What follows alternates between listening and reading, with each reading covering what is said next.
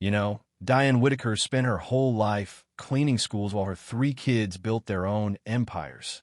Folks used to tease her about that janitor uniform like it defined her, but one small slip with her purse shattered everything they thought they knew. Her little house sat quietly between bigger, flashier homes in a changing neighborhood. The porch paint was chipped, the mailbox tilted, but the flowers in the window boxes bloomed bright and proud. Diane, in her early 60s, moved calmly around her home, the rhythm of someone used to waking before dawn. She wore her green janitor uniform, always neat and pressed. She cared about how she looked, even if no one else seemed to notice. Her three kids, though, they noticed, but not in the way that mattered. Mark, 36, worked in finance, rarely visiting except holidays or tax season, always busy with calls on his laptop.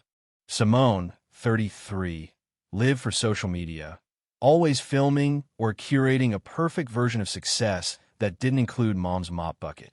Tasha, 29, was a sharp-tongued real estate agent, dressed to kill and acting like a star. They weren't cruel, exactly, just outgrown her. Diane still wore that uniform everywhere. Simone once whispered, adjusting her phone to keep mom out of frame, "Well, she's loyal." Mark laughed. "Yeah, that school got more free overtime out of her than I made all year." Tasha rolled her eyes. "Humble, that's one way to put it." Diane heard them, always did, but never said a word. She smiled and poured more juice, then slipped away to the kitchen, clutching her purse like a lifeline. That purse was her fortress, always within reach even at home. The kids thought she was paranoid, but never asked why. They never saw her in the hallway, eyes closed for a moment, holding it close like it was more than just leather and zippers. Because it was. It carried weight beyond money or papers. Diane learned that sometimes silence was all a mother had to guard her dignity.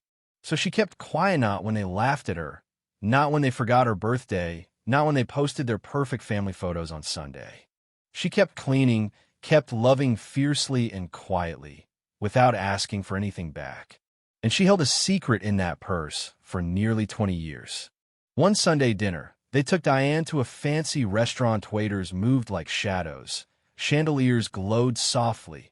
Jazz hummed in the background. Diane sat in her best clothes, purse on her lap, hand resting over it like a reflex.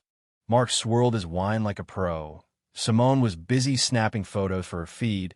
Tasha showed up late, kissed Diane on the cheek, and spent the evening texting under the table.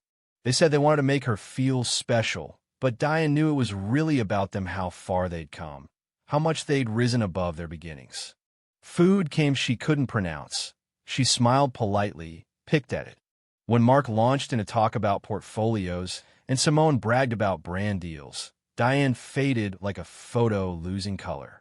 Then came the question, the usual one after a few drinks. Legacy. Mark said we should pool money by something big. Put a Whitaker name on a building or something. Tasha added, maybe a scholarship. Something that shows where we came from. Simone smirked. At least none of us ended up cleaning bathrooms like mom. They laughed. Diane smiled, eyes dimming just a bit, nobody noticing. "I'm going to freshen up," she said softly, clutching her purse and walking away. In the restroom, under harsh fluorescent lights, Diane stared at her reflection, every wrinkle, every crease laid bare. She unzipped her purse and pulled out something wrapped in soft, yellow cloth.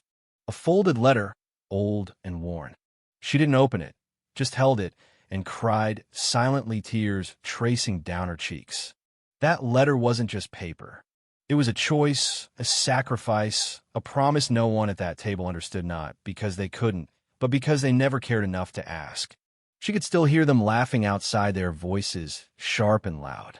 Diane wiped her cheeks, folded the letter back, and tucked it under mints and checkbooks, back inside the purse where no one would see. She returned to the table, smiled again, and kept pretending. While they performed success, Diane was holding back a whole life. At night, the school became her sanctuary. The noise faded, halls grew still. Diane moved with quiet grace, mop cart rolling beside her like a loyal friend. The smell of floor wax and disinfectant filled the air, sterile to most, comforting to her. This was where she felt whole, not invisible, not dismissed. One night, she found a torn photo on the classroom floor, a smiling black boy, missing front teeth, wearing a shirt too big but proud. On the back, shaky handwriting. To Miss J, thanks for helping me not give up. She pressed it to her chest, slipped it into her purse, where she kept letters, notes, little lives she'd collected over the years. Her mind drifted back to a waiting room years ago. Young Diane, rough hands, 3 kids cold and scared. Simone asked, "Where's Daddy?" Diane swallowed hard. "He's away." But he was gone, disappeared without a word, leaving bills and empty cupboards. A social worker called her name.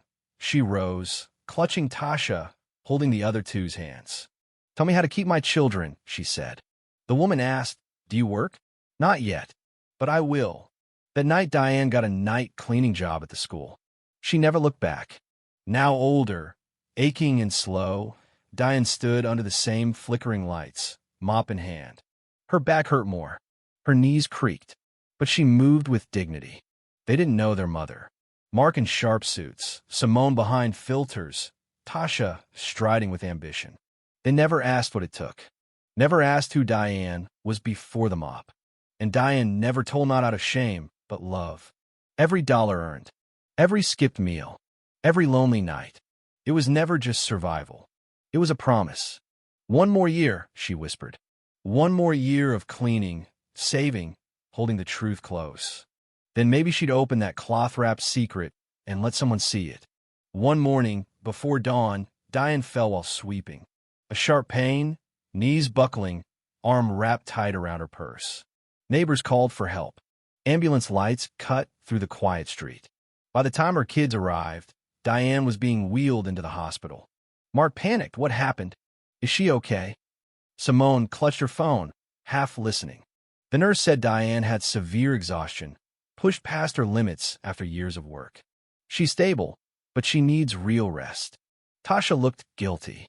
"She never told us she was feeling bad," Simone whispered, "except how proud she is of cleaning schools." Mark sighed. This is what happens when you never slow down. But none truly understood. At home, the house felt empty without Diane humming or folding laundry. Simone packed a bag, moving mechanically. The purse sat on the chair, as always. She reached for it, accidentally dropped it. Papers spilled everywhere. Bank statements, scholarship letters, notes from students. Mark read numbers on statements, hundreds of thousands saved. Tasha found an acceptance letter from Yale University dated 1978. No reply, no evidence it was ever used. They sat silent, the truth heavy. Their mother had lived simply, worked endlessly, and quietly built a future none of them had asked about. Simone whispered, "I thought she stayed because she couldn't do more." Mark shook his head. She chose to stay. In the hospital, Diane opened her eyes, voice weak but with a dry humor. "Why do you all look like someone died?" Tasha cried, "Mama." Diane glanced at the papers, a flicker of understanding. "They're yours now. Why didn't you tell us?" Simone asked. "Because you didn't need to know then." Mark choked up. "You could have had a different life." "I did," Diane said. "But when your father left, that Yale letter meant nothing. Not with 3 little ones looking up at me, with empty bellies. I folded it up, tucked it away, and went to work." Tasha sobbed. "You gave up everything. I gave you what mattered. Food on the table. Shoes on your feet. I cleaned floors so you wouldn't have to. I made sure you had chances when I didn't." Simone cried, "We laughed at you, Mama. That job was more. It gave me power, dignity. It paid for braces, prom dresses, that first wreck car, and your ring light." Diane smiled through tears. "But you saved all that money," Mark asked. "Because I had what I needed. I wanted to be ready if any of you ever needed a second chance. I didn't want to leave just a mop and uniform. I wanted a legacy, quiet but solid." The room grew quiet with respect. Simone smiled. "We'll frame this letter. Only if you put my mop next to it," Diane joked. And just like that, her purse was no longer a mystery. It held choices, strength, sacrifice. In that moment, Diane didn't seem small. She seemed monumental.